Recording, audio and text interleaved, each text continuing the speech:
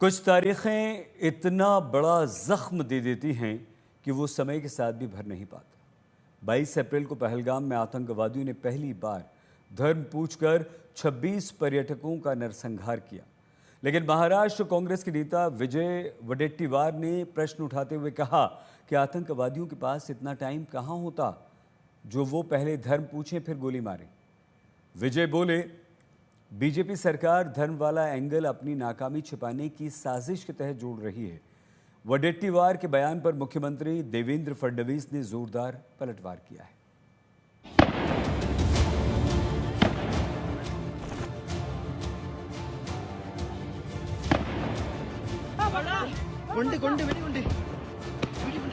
गोली साइड में रख के उससे पूछा हिंदू है कि मुसलमान। पूछकर मारा। अरे कोई टेररिस्ट को पूछने तक समय होता है क्या? उनके जख्मों पर नमक छिड़कने का काम ये कर रहे हैं।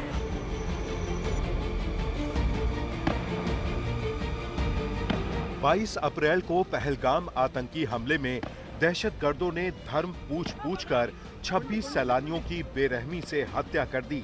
पहली बार ऐसी वारदात देखकर पूरे देश में आक्रोश है। गोली साइड में रख के उससे पूछा हिंदू है कि मुसलमान। उन्होंने पूछा कि हिंदू कौन है, खाली हिंदू पूछा, फिर बाद में। लेकिन विपक्ष के कुछ नेता पीड़ितों की जुबानी खौफ की कहानी को भी शंका से देख रहे हैं।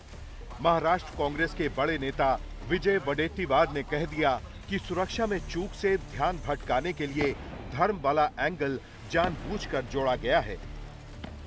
इतने 200 किलोमीटर तक लोग अंदर आके अतिरेकी घुस जाते हैं, तो तुम्हारा इंटेलिजेंस क्या कर रहा था? वो फेल्योर नहीं है, इस सरकार का फेल्योर नहीं है। इस बारे में कोई बात नहीं करता। बात क्या करते हैं? तो उन्होंने हिंदू का पूछकर मारा। अरे कोई टेररिस्ट को पूछने तक समय होता है क्या? उनके कान में जाके नजदीक जाके पूछेगा। ये सब जो बातें हैं बहुत सारे इसमें कंट्रोवर्शियल, कोई बोलता है ऐसा हुआ ही नहीं, कोई बोलते ऐसा हुआ है। ये प्लान करके मत करो। विजय वडेट्टीवार का बयान बीजेपी को रास नहीं आया। महाराष्ट्र के मुख्यमंत्री देवेंद्र फडणवीस ने इसे बेहद असंवेदनशील बयान करार दिया। जिनकी हत्या हुई उनके परिवारजनों ने जो वहां पर उपस्थित थे उनके साथ, उन्होंने जो बयान दिया उस बयान को झुठलाना, इससे ज्यादा असंवेदनशीलता क्या हो सकती है? एक प्रकार से उनके जख्मों पर नमक छिड़कने का काम ये कर रहे हैं। हालांकि कांग्रेस नेता वडेट्टीवार ने विवाद बढ़ने और आला कमान से फटकार के बाद बयान पर यू टर्न भी ले लिया। इस सरकार का फेल्योर नहीं है, इस बारे में कोई बात नहीं करता। बात क्या करते हैं? तो उन्होंने हिंदू का पूछकर मारा। अरे कोई टेररिस्ट को पूछने तक समय होता है क्या? उनके कान में जाके नजदीक जाके पूछेगा। मूल रूप से अतिरेकी आए और उन्होंने 27 लोगों की जान लेकर चली गई। किसी ने जात धर्म भी पूछा, किसी ने नहीं पूछा।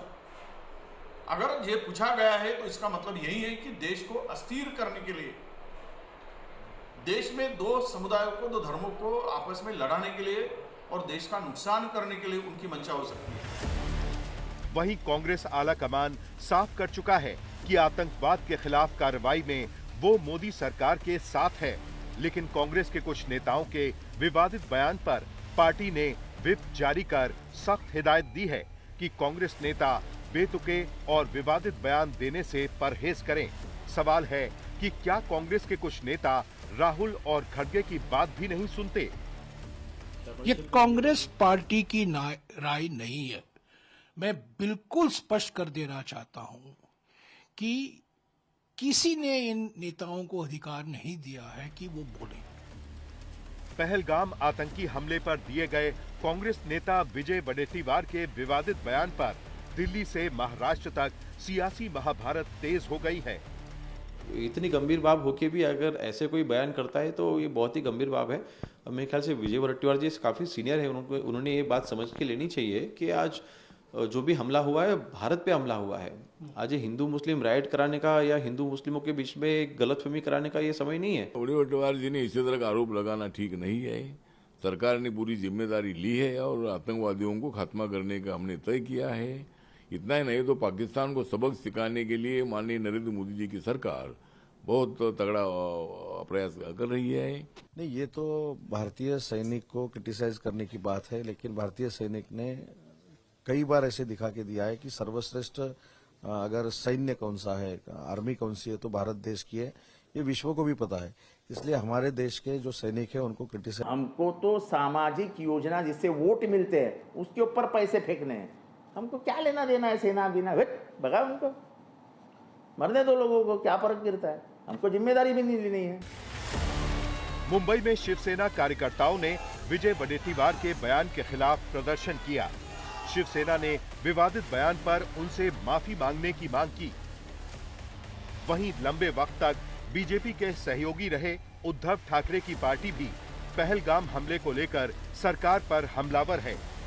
शिवसेना यूबीटी के मुखपत्र सामना में संपादकीय लिखकर पूछा गया कि देश भर में हजारों पाकिस्तानी कहां से आए।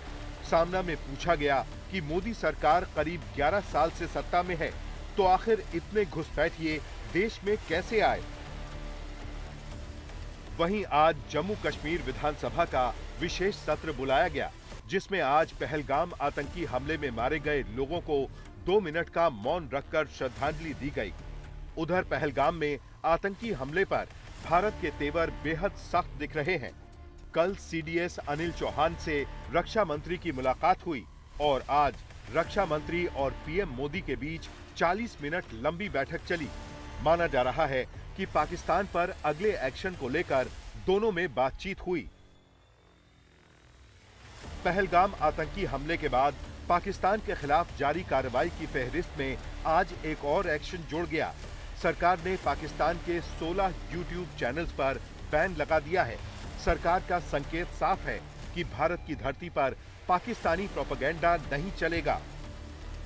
लेकिन सच तो यह है कि पाकिस्तान की नींद उड़ी हुई है, क्योंकि वो जानता है कि भारत उसके घर में घुसकर हमला करने में सक्षम है। आज तक ब्यूरो।